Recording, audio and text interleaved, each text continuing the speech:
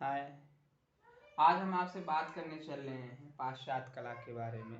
पाश्चात्य कला का जो पाठ्यक्रम है टीजीटी में भी उसका योगदान रहता है। टीजीटी में भी प्रश्न पूछे जाते हैं और पीजीटी में तो ज़्यादा से ज़्यादा प्रश्न आते हैं पाश्चात्य कला में भी से ही, लेकिन टीजीटी में भी 5 से लेकर के 7-8 प्रश्न ऐसे होते हैं जो पाश्चात्य कला से आते हैं। आज हम उसी के बारे में बात करेंगे कि टीजीटी में जो पाश्चात्य कला से प्रश्न पूछे जाते हैं, और हालांकि आयोग के द्वारा यह निर्धारित पाठ्यक्रम नहीं है, लेकिन यहाँ से प्रश्न पूछे जाते हैं। तो पाश्चात्य कला में यानी पश्चिम की कला में आपको क्या क्या पढ़ना है, क्या क्या पढ़ाई की जा सकती है, जिससे कि आपका टीजीटी का जो एग्ज़ाम होता है वह क्वालिफाई हो सके। आइए इसी के बारे में आज हम आप सभी से बात करेंगे। देखिए, सबसे पहले हम बात करते हैं कि प्रागैतिहासिक काल से लेकर के वर्तमान समय तक पाश्चात्य कला यानी पश्चिम की कला का अवलोकन करेंगे। देखेंगे कौन कौन सा पाठ्यक्रम है। भारत के अलावा भी, भारत देश की कलाओं के अलावा भी यहाँ पे पाश्चात्य कला से संबंधित प्रश्न बहुत पूछे जाते हैं। और आप ये जानते हैं कि एग्जाम के समय में एक एक प्रश्न बहुत बड़ा महत्व होता है। तो चलिए बात करते हैं उसी के आगे की टॉपिक के आधार पे। सबसे पहला जो पाठ्यक्रम के अंतर्गत आता है वो आता है प्रागैतिहासिक काल। प्रागैतिहासिक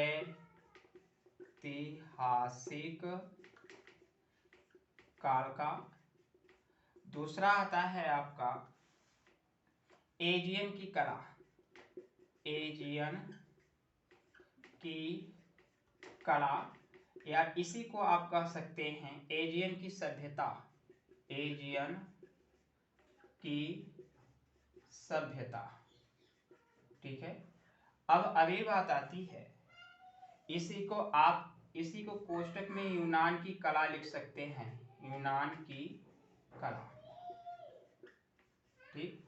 अब बात आती है, तीसरा पॉइंट जो बनता है वह होता है इंस्ट्रक्शन की कला। इंस्ट्रक्शन की कला, इसको आप रोम की कला के नाम से जानते हैं। रोम की कला, जो आप पढ़े होंगे रोम की कला के बारे में। यह आपका 3 पॉइंट ऐसा होता है, कौन कौन सा? प्रागैतिहासिक काल के अंतर्गत, एजियन की कला के अंतर्गत, एजियन की सभ्यता, यूनान की कला के अंतर्गत, इंस्ट्रक्शन की कला के अंतर्गत, रोम की कला। यह आपका यूरोप महाद्वीप के अंतर्गत आता है। किस महाद्वीप के अंतर्गत? यूरोप महाद्वीप के अंतर्गत आता है। ध्यान रखना है। आज हम आपको सिर्फ पाठ्यक्रम के बारे में बात करेंगे। यह कहाँ आता है? यूरोप महाद्वीप के अंतर्गत आता है। दूसरी बात, और यह तीनों कलाएं आपको, यानी कि यह तीनों जो कलाएं हैं यह आपको प्राचीन कला के नाम से जानी जाती हैं। प्राचीन इतिहास को तो आप जानते होंगे, प्राचीन, मध्यकालीन और आधुनिक। लेकिन यह जो कलाएं हैं तो यह प्राचीन कलाएं के नाम से जानी जाती हैं। यानी यह प्राचीन कला है कहाँ की? यूरोप की। यूरोप महाद्वीप के अंतर्गत यह प्राचीन कलाएं हैं। कौन कौन से? प्रागैतिहासिक काल की, एजियन की कला और इंस्ट्रक्शन की कला। 3 हमने आपसे बात किया। अब हम आपको अगला पॉइंट बात करेंगे, जो अगला टॉपिक पे अंतर्गत है, चौथा। ध्यान रखना है, अगला जो चौथा टॉपिक है वह है आपका मेसोपोटामिया की कला।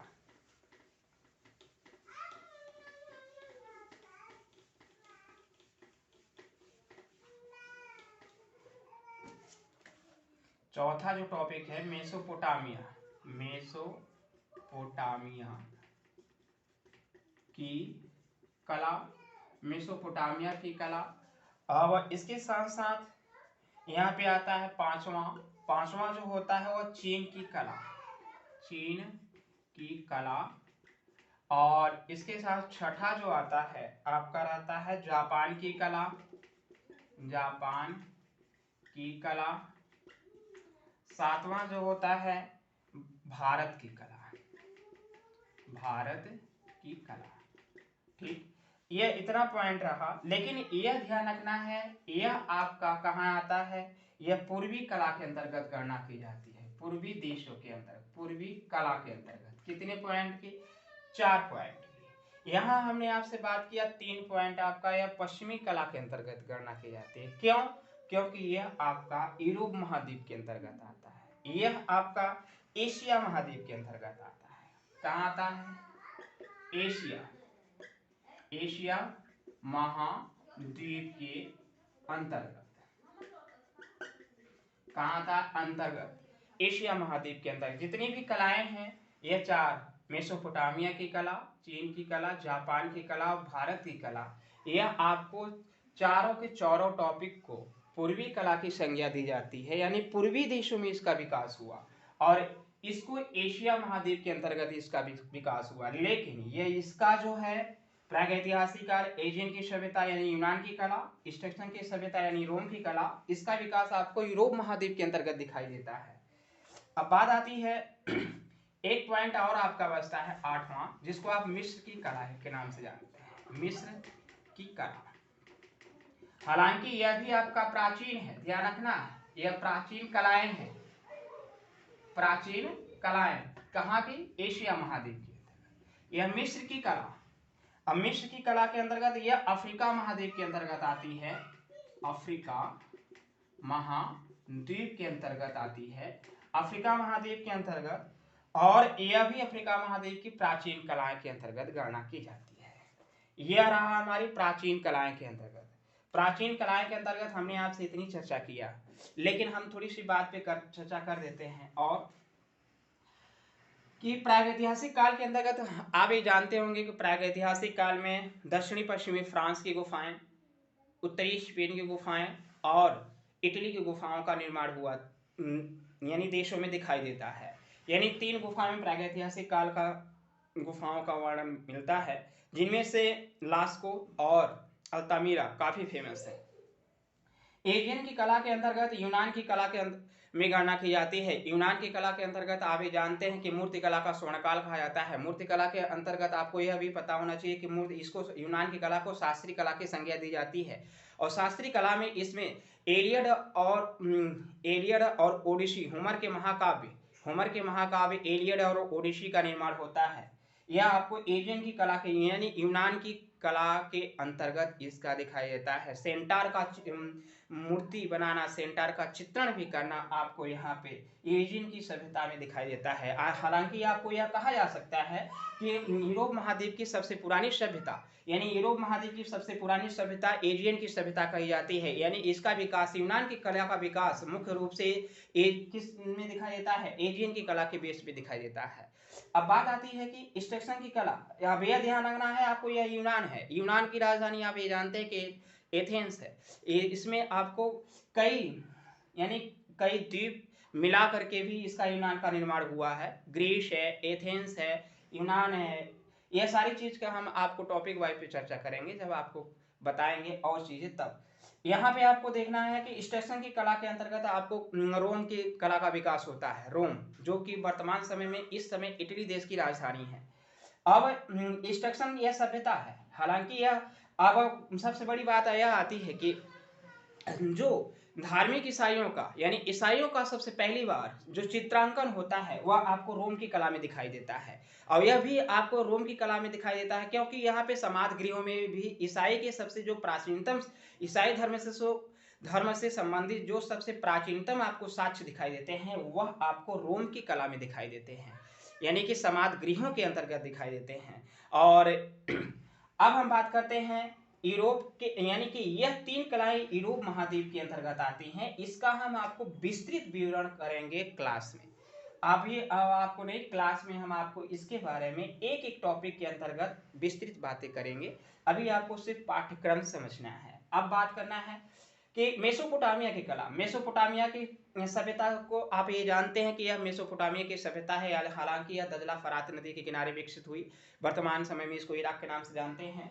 और यहाँ मेसोपोटामिया में भी कई नगर थे, सुमेर, अक्काद, बेबीलोन, मारी, या लेकिन सबसे ज़्यादा जो प्राचीन नगर होता है यहाँ पे आपका सुमेर होता है, सुमेर का एक स्थान है जिसको उर के नाम से जानते हैं। हालांकि यह भी आपका कला की दृष्टि से काफी महत्वपूर्ण है। अगली बात आती है चीन की कला। चीन की जो सभ्यता है, यानी आप ये सभ्यता भी कह सकते हैं, लेकिन हालांकि यह हम आपको छोटी छोटी बातें बता रहे हैं, यह आपको बहुत ज्यादा डीपली इसमें नहीं पढ़ना है, लेकिन थोड़ी सी नॉलेज आपको जरूर रखना है। अब चीन के अंतर्गत भी आपको इस सभ्यता का विकास होता है, और जापान की कला का भी आपको पढ़ना है। भारत की कला तो आप जानते ही हैं, भारत की कलाओं के अंतर्गत आपको प्राचीन कलाएं भी हैं, मध्यकालीन कलाएं भी हैं, आधुनिक कलाएं भी हैं। हालांकि आप ये पढ़ चुके होंगे कि भारतीय प्रागैतिहासिक कला के अंतर्गत कौन कौन सी कलाएं आती हैं, इसके बाद इंडस वैली के अंतर्गत कौन कौन सी कलाएं आती हैं, फिर इसके बाद इतिहास आपका होता शुरुआत होता है कला का इतिहास जो रहता है, अजंता बाग गुफाएं, सिकरिया एलोरा, यानी सारी जितने जो गुफाएं होती हैं वो भारत की ही से निर्माण किया जाता है। तो हालांकि आप यहाँ बात करेंगे कि एशिया महाद्वीप के अंतर्गत भारत में जापान, चीन और मेसोपोटामिया की कला के अंतर्गत गणना की जाती है। ध्यान रखना है, यहाँ पे हम आपको पश्चिम की कला की बात कर रहे हैं, क्योंकि पश्चिम की कला के अंतर्गत इतनी तीन जो टॉपिक हुआ, एशियन की कला यानी यूनान की कला, और रोम की कला, और प्रागैतिहासिक काल का जो पश्चिम काल है उसको हमने तीन भागों में यहाँ पे बांट दिया। अब यहाँ पे हमने एशिया की कला के बारे में बात किया, तो एशिया के अंतर्गत, एशिया महाद्वीप के अंतर्गत यह चार हमने आपको बताया, मेसोपोटामिया, चीन, जापान और भारत, इसको पूर्वी कला की संज्ञा दी जाती है। ध्यान रखना, यह पूर्वी है और यह पश्चिमी है।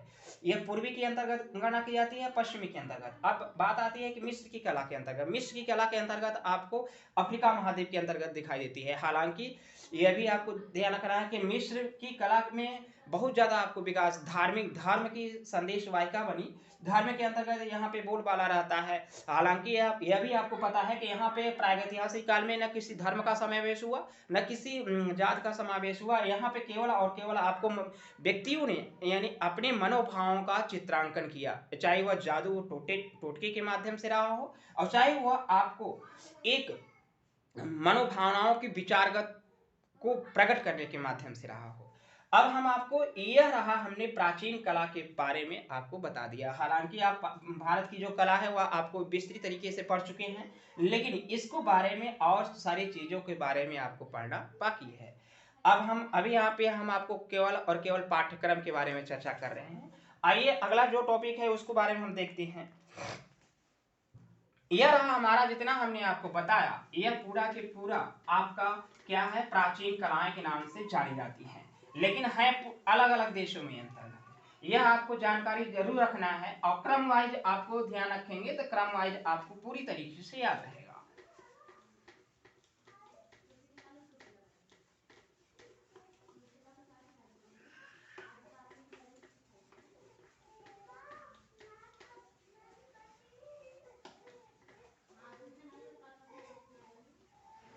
अब हम बात करने चल रहे हैं आपसे पाश्चात्य यानी पश्चिम की कला के अंतर्गत मध्यकालीन कलाएं।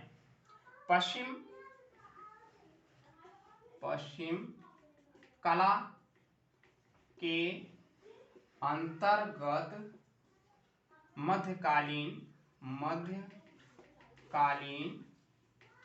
कलाएं। मध्यकालीन कलाओं में कौन कौन सी है इसके बारे में हम अब बात करेंगे। अभी हमने आपसे बात किया प्राचीन कलाएं के बारे में, अब हम आपको मध्यकालीन कलाओं के बारे में, कहाँ की, पश्चिम यानी पाश्चात्य, ठीक है। अब हम बात करने चले जैसे कि यहाँ पे आपका धार्मिक, यह ध्यान रखना है कि आपको धार्मिक धर्म का बोलबाला हो जाता है, यानी कि आप प्रारंभिक ईसाई कला कहा जाता है, प्रारंभिक ईसाई कला। और दूसरा पॉइंट आता है आपका बाइजेंटाइन कला, बाइजेंटाइन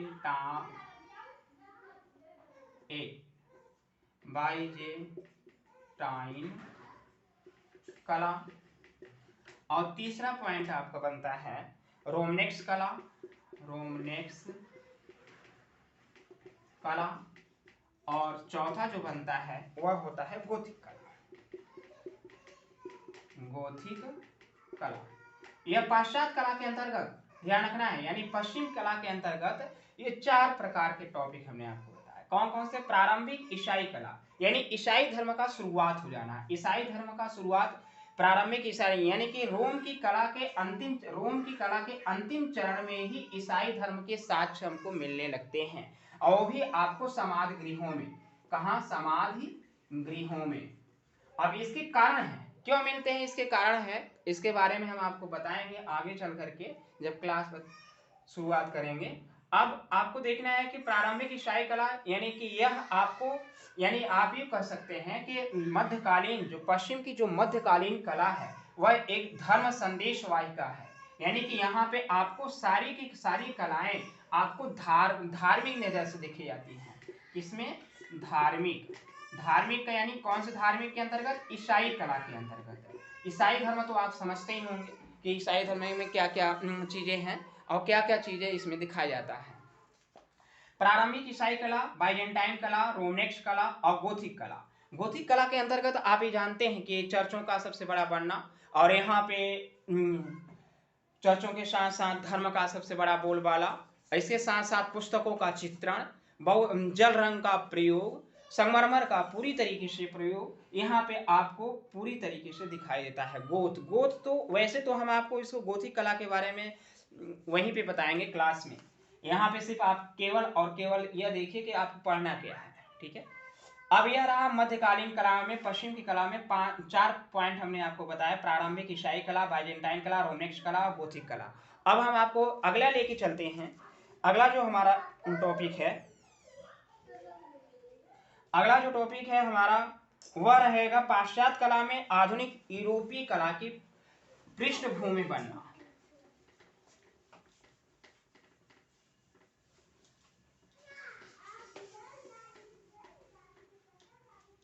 ऐसे ही क्रम से आप अपने साथ अगर याद रखेंगे तो वह आपको भूलेगा नहीं। आप अगर क्रम से याद जरूर रखिएगा। क्रम से रखने में आपको न पढ़ने में तकलीफ होगी, सारी बातें आपको समझ में भी आती जाएंगी। अगर क्रम से अगर आप याद नहीं रखेंगे तो वह आपको भी कहाँ से उठा लिया, कैसे कर दिया, वह समझ में नहीं आएगा। इसलिए आप इसको क्रम से याद रखेंगे। अब हम बात कर रहे हैं पश्चिम की कला में आधुनिक यूरोपीय कला की पृष्ठभूमि बनना, यानी पश्चिम की कला में आधुनिक यूरोपीय पृष्ठभूमि बनना, ठीक है। यहां तक हम बात करेंगे यहां से। अब यानी हमने आपको मध्यकालीन कलाएं 4 पॉइंट में बताया था, लेकिन अब गोथिक कला के बाद कलाकारों के द्वारा, कलाकार चाहे वह चित्रकार रहा हो, चाहे वह मूर्तिकार रहा हो, लेकिन गोथिक कला के बाद चाहे वह वास्तुकार रहा हो, लेकिन गोथिक कला के बाद आपको पूरी तरीके से कलाकारों ने अपना विद्रोह करना शुरू कर देते हैं। जब विद्रोह करना शुरू कर देते हैं तो वहां पे एक नई प्रकार की नई कला का जनरेशन का शुरुआत होता है। और जब नई जनरेशन का शुरुआत होता है तो उसी को हम कहते हैं। हालांकि आधुनिक कला की पृष्ठभूमि बनना यही पुनरुत्थान काल से शुरुआत हो जाता है, लेकिन यह आधुनिक कला हमारी शुरुआत नहीं होती है। ये इसके बारे में आपको पूरी तरीके से ध्यान रखना है कि अभी हमारा केवल जो हमने आपको इतिहास बताया था, यानी कि जो कलाओं के बारे में अगर आप देखेंगे तो एक प्राचीन कला होती है, प्राचीन कला, यानी दूसरा होता है मध्यकालीन कला, मध्यकालीन कला, एक होता है आधुनिक कला, आधुनिक कला। हालांकि यह मध्यकालीन का अंतिम समय और आधुनिक का पहला समय, इन दोनों में भी एक विद्रोह होता है जिसको आप कहते हैं पृष्ठभूमि। कोई भी आधुनिक का ऐसे शुरुआत तुरंत नहीं हो जाता, उसके लिए एक पृष्ठभूमि बनानी पड़ती है। तो यह पृष्ठभूमि कहां से बनना शुरू होती है? पुनरुत्थान काल से। पुनरुत्थान काल के बारे में आइए हम इसी के बारे में बात करेंगे।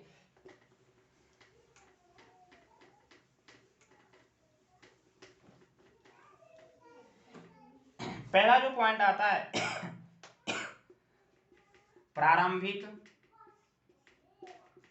पुनरुत्थान, प्रारंभिक पुनरुत्थान काल, ठीक है। दूसरा आता है उच्च पुनरुत्थान काल, थान काल। अब इसके बारे में अर्ली निराशा, हाई निराशा, यह सारी चीजें हम आपको क्लास में ही वर्णन करेंगे। अभी आप सिर्फ इतना ही जानिए सिलेबस के अकॉर्डिंग क्या क्या आपको पढ़ना है। तीसरा पॉइंट आता है रीतिवादी कला, रीतिवादी वादी कला। चौथा पॉइंट आपका बनता है बारोक कला। बारोक कला। पांचवा जो पॉइंट रहता है आपका रोकोको शैली। रोकोको शैली। और इसके साथ साथ अगला जो आता है छठा पॉइंट नवशास्त्रीयवाद। नवशास्त्रीयवाद। सातवां जो होता है वह होता है स्वच्छंदतावाद। स्वच्छंदतावाद या रोमांसवाद। रोमांसवाद। अगला जो पॉइंट होता है आठवां, यह होता है ब्रिटिश दृश्य चित्रण। ब्रिटिश दृश्य चित्रण। ठीक है। और जो नौवां पॉइंट होता है वह आपका होता है यथार्थवाद। यथार्थवाद। यथार्थवाद के चार भाग होते हैं, यह भी आपको ध्यान रखना है कि यथार्थवाद के चार भाग होते हैं। पहला भाग होता है आपका सामाजिक यथार्थवाद। सामाजिक यथार्थवाद। यथार्थवाद। दूसरा जो भाग होता है वो बारबीजा स्कूल होता है। बारबीजा स्कूल। तीसरा जो पॉइंट होता है आपका यह आर्यस होता है। आर्यस यानी हडसन। Hudson river school. और जो चौथा जो पॉइंट होता है PRB. PRB pre Raphaelite brotherhood. यानी चार पॉइंट, यथार्थवाद के चार भाग होते हैं। ठीक है। यह होता है, यह आपकी जो गणना की जाती है इन सभी को आधुनिक कला। आधुनिक कला यह नहीं कही जाएगी, केवल और केवल यह कहा जाएगा कि आधुनिक कला की पृष्ठभूमि बनी। आधुनिक कला की पृष्ठभूमि। पृष्ठभूमि। ठीक है। आधुनिक कला की पृष्ठभूमि बनी। कौन कौन से? प्रारंभिक पुनरुत्थान काल। जानते हैं आप कि प्रारंभिक पुनरुत्थान काल के अंतर्गत बहुत से कलाकार रहे और जिसमें से सबसे सर्वोपरि जो कलाकार रहा वह आपका प्रारंभिक पुनरुत्थान काल के चिमाबुओ जियोत्तो थे। इसके साथ साथ आपको आगे चल करके जो दिखाई देगा वह आपका रहेगा सांद्री बोत्तिचेली।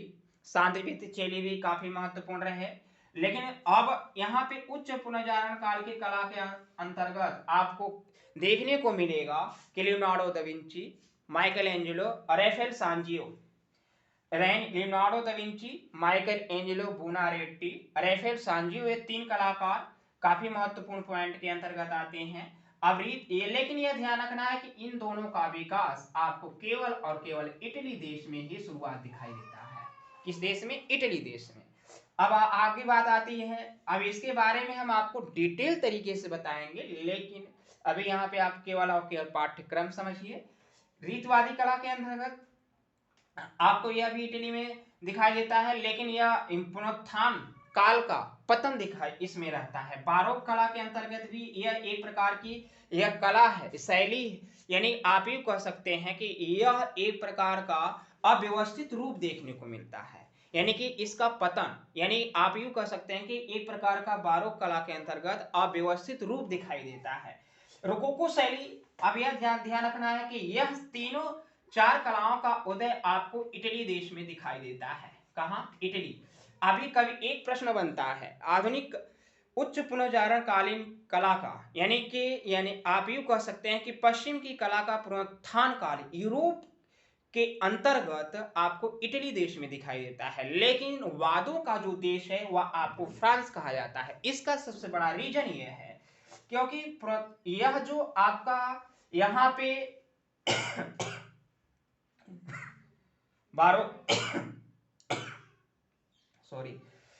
बारोक कला के अंतर्गत जो आपने देखा यहां तक तो आपको एक अलग विशेषता नजर आएगी, लेकिन रोकोको शैली के अंतर्गत फ्रांस में यहाँ पे एक जिस तरह से आप भारत में पढ़ते हैं राजस्थानी कला, पहाड़ी कला, यानी राजशाही परंपरा का देखने को मिलता है। कहाँ? बारोक कला के अंतर्गत फ्रांस में। और यह इसका बारोक कला का रोकोको कला का रोकोको शैली यानी रोकोको कला का उदय आपको फ्रांस में दिखाई देता है। कहाँ? फ्रांस में। लेकिन बारोक कला का उदय आपको इटली में दिखाई देता है, यानी प्रारंभिक पुनर्जागरण काल, उच्च पुनर्जागरण काल, रीतवादी कला, बारोक कला का उदय आपको मुख्य रूप से इटली देश में हुआ। लेकिन रोकोको शैली का उदय आपको फ्रांस में दिखाई देता है, क्योंकि रोकोको शैली की तुलना आपके राजस्थानी पहाड़ी शैली से की जाती है। दूसरी बात, अब यहां में अब कारण यह रहा कि अगला जो पॉइंट आपको आता है नवशास्त्रीवाद। नवशास्त्रीवाद यहाँ पे भी आपको लुई 13वें की प्रतिज्ञा भी दिखाया गया है। नवशास्त्रीवाद में काफी महत्वपूर्ण चित्रकार रहे जाक लुई तावेल। इसके बाद स्वच्छंदतावाद आता है, थियोडोर जेरिकॉल्ट, यानी रोमांसवाद आता है। रोमांसवाद के अंतर्गत भी आपको ऐसी घटनाओं का चित्रांकन किया जाएगा जिसमें रोमांस रहे। रोमांस का मतलब रोमांस यानी कि ऐसे चित्रों का अंकन किया जाएगा जो कि आपको आपके रोंगटे खड़े हो जाए, यानी किसी को देख करके आप आश्चर्य को लगे, इस प्रकार का चित्रांकन आपको रोमांसवाद में दिखाई देता है। नवशास्त्रीवाद के अंतर्गत यानी इन्होंने कहा, वाद के कलाकारों ने कहा कि हमारी शैली यानी शास्त्रीवाद से रहेगी। शास्त्रीवाद का मतलब कि पुरानी परंपरा से रहेगी, यानी कि यूनान की कला से रहेगी, लेकिन उसमें हम कुछ नया परिवर्तन करेंगे। इस कारण इस वाद का नाम उन्होंने रखा नवशास्त्रीवाद। ठीक है, अगली बात आती है ब्रिटिश दृश्य चित्रण। ब्रिटिश दृश्य चित्रण यह एक प्रकार का क्या है, प्राकृतिक चित्रण का निर्माण है। इसका निर्माण आपको इंग्लैंड में पूरी तरीके से दिखाई देता है, यह भी आपको जल रंग के माध्यम से। अब इसके बाद यथार्थवाद आपका, यह आप एकमात्र यह ब्रिटिश दृश्य चित्रांकन ही आपको इंग्लैंड में हुआ, बाकी यह रोकोको शैली, नवशास्त्रीवाद और यथार्थवाद का पूरी तरीके से चित्रांकन आपको फ्रांस देश में दिखाई देता है। कहां? फ्रांस में। लेकिन ब्रिटिश दृश्य चित्रण का चित्रांकन आपको इंग्लैंड में दिखाई देता है। इन दोनों में थोड़ा सा फर्क है। फर्क यह नजर आएगा कि यहाँ पे जो यथार्थवाद, स्वच्छंदतावाद, नवशास्त्रीवाद और इसके बाद रोमांसवाद में आपको पूरी तरीके से ऑयल कलर का प्रयोग किया जाएगा, लेकिन ब्रिटिश दृश्य चित्रण में आपको वाटर कलर का प्रयोग ज्यादातर किया जाएगा। ठीक है, इतनी बातें रहेंगी। अब हम आपको बात करते हैं यथार्थवाद। यथार्थवाद में सामाजिक यथार्थवाद का भी चित्रांकन करने वाले लोग रहेंगे, जिनमें से दोमीय काफी महत्वपूर्ण है और कुर्बे। दोमीय और कुर्बे, गुस्ताफ कुर्बे जिसको आप नाम से जानते हैं, ओनोर दोमियों के नाम से जानते हैं, सामाजिक यथार्थवाद के अंतर्गत रखे जाते हैं। और बारवीजा के अंतर्गत आप यह एक प्रकार का ग्रुप है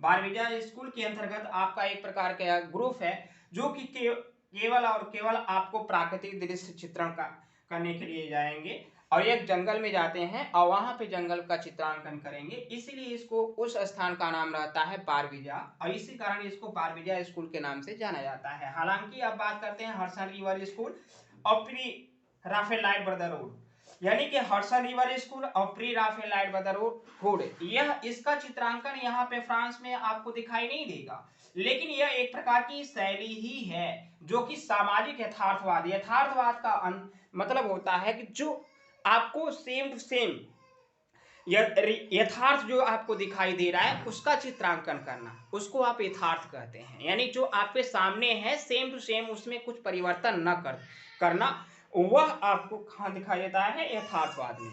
ऐसे इन कलाकारों ने ऐसे चित्रांकन किया जो कि आपको जैसा आपको दिखाई दे रहा है वैसा ही आपने निर्माण किया, इसी कारण इसको यथार्थवाद के नाम से जाना जाता है। अब रही बात, यह रहा हमारी आधुनिक यूरोप की कला में आधुनिक कला की पृष्ठभूमि बनना। इतने पॉइंट आपको आते हैं। अब हम आपको बताएंगे कि आधुनिक यूरोप की आधुनिक कला की शुरुआत कहां से होती है, किस वाद से मानी जाती है, यह आपको हम चर्चा करने चल रहे हैं।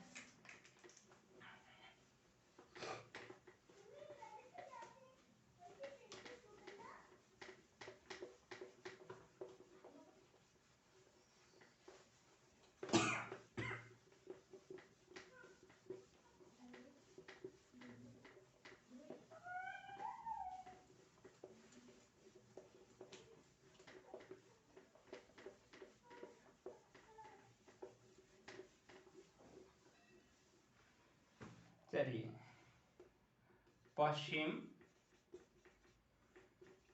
की कला में आधुनिक कला, आधुनिक कला। अब इस पे हम बात करने चले हैं आपसे। ध्यान रखना है कि इसका प्रभाव सबसे पहले आपको प्रभाववाद से दिखाई देता है। प्रभाववाद यह काफी महत्वपूर्ण है। यूरोप की आधुनिक कला की शुरुआत प्रभाववाद से मानी जाती है।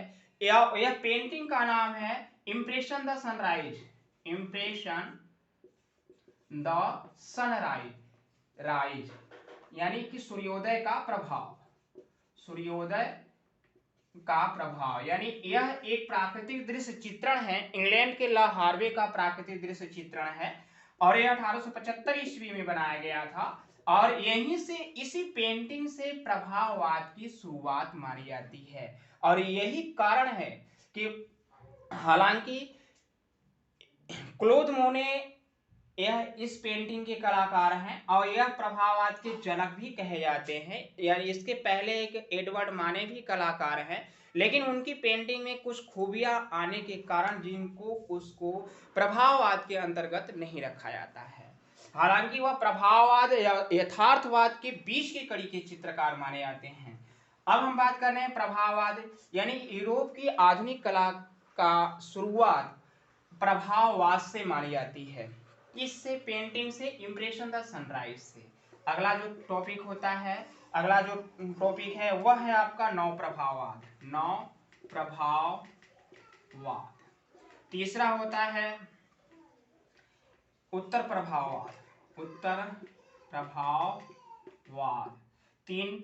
और इसके बाद चौथा आपका रहा प्रतीकवाद, प्रतीकवाद। पांचवा आपका रहा आर्ट नूवो, आर्ट नूवो। यह छोटी छोटी कल्पनाएं हैं। और छठा आपका नावी कलाकार, नावी कलाकार। इसके साथ साथ फाववाद, सातवां फाववाद, यानी आप यूं कह सकते हैं जंगलवाद, जंगलवाद। इसके बाद आठवां जो पॉइंट बना आपका वह रहा अभिव्यंजनावाद, अभिव्यंजनावाद। और इसके बाद आता है अगला जो पॉइंट है अभिव्यंजनावाद घनवाद, घनवाद। इसके बाद अगला जो पॉइंट आता है दादावाद, दादावाद। इसके बाद अगला जो पॉइंट आता है अत्यथार्थवाद, अत्यथार्थवाद। इसके साथ साथ एक्शन पेंटिंग, एक्शन पेंटिंग और कलर फील्ड पेंटिंग एवं कलर फील्ड पेंटिंग। ठीक है, इतनी ये चीजें हैं। अब हम आपको ध्यान रखना है प्रभाववाद के बारे में हमने आपको बता ही दिया। नव प्रभाववाद आता है, जारशोरा आता है, उत्तर प्रभाववाद। अब उत्तर प्रभाववाद यह ध्यान रखना है कि यह उत्तर प्रभाववाद काफी महत्वपूर्ण है। जिस तरीके से यह आधुनिक कला के यहाँ पे शुरुआत होती है, लेकिन उत्तर प्रभाववाद के कलाकार चार ऐसे हैं, 3 कलाकार 4 कलाकार, जिनमें से इन्होंने 20वीं शताब्दी का जो महत्वपूर्ण वाद माना जाता है वह घनवाद है। और घनवाद यानी कि यही एक ऐसा वाद है जिन्होंने यह 20वीं शताब्दी के लिए कला के दरवाजे खोल दिए, यानी कि एक वाद के लिए दरवाजा खोल दिया था, जिनमें आपको जंगलवाद आता है 20वीं शताब्दी के अंतर्गत, अभिव्यंजनावाद आता है और यह घनवाद आता है। और आपको यह 3 पॉइंट आपके काफी महत्वपूर्ण रहे। और एक आता है दादावाद, यह काफी महत्वपूर्ण अंतर्गत आते हैं। हालांकि अभिव्यंजनावाद का उदय आपको जर्मनी देश में दिखाई देता है और बाकी इन सभी का उदय आपको फ्रांस देश में दिखाई देता है। यह भी काफी महत्वपूर्ण पॉइंट के अंतर्गत आता है। अभी हमने आपसे चर्चा किया कि यूरोप की पुनर्जागरणकालीन कला का शुरुआत तो इटली देश में रहा, लेकिन वादों का जो देश है वह आपको फ्रांस नजर आता है। इसका सबसे बड़ी बीच की कड़ी का महत्वपूर्ण चीज रहता है वह है आपको रोकोको शैली, रोकोको कला, यानी आप रोकोको कला कह सकते हैं, यानी रोकोको शैली कह सकते हैं। ठीक है, अब इसके बाद यहाँ पे घनवाद रहता है, दादावाद रहता है, फाववाद रहता है, अभिव्यंजनावाद रहते हैं, अत्यथार्थवाद रहता है, एक्शन पेंटिंग या कलर फील्ड पेंटिंग रहते हैं। यह हमने आपको क्रम से लगाया हुआ है, आप इसको क्रम से याद रखेंगे तो आपके लिए सही रहेगा। अब अगली बात आती है कि इन सभी में हम आपको विस्तृत चर्चा करेंगे, लेकिन पहले आप यहाँ पे केवल और केवल एक पॉइंट सिलेबस के अकॉर्डिंग आपको समझना है। अब हम बात करने चले हैं आपको कि यूरोप की कला के अंतर्गत अन्य देशों के कलाओं के अंतर्गत कुछ अल्पकालीन प्रवृत्तियां हैं जो पूर्वी कला के अंतर्गत भी आती हैं और यूरोप कला के अंतर्गत भी आती हैं। तो उस अल्पकालीन प्रवृत्तियों में कौन कौन सी अल्पकालीन प्रवृत्तियां हैं उसके बारे में बात करें।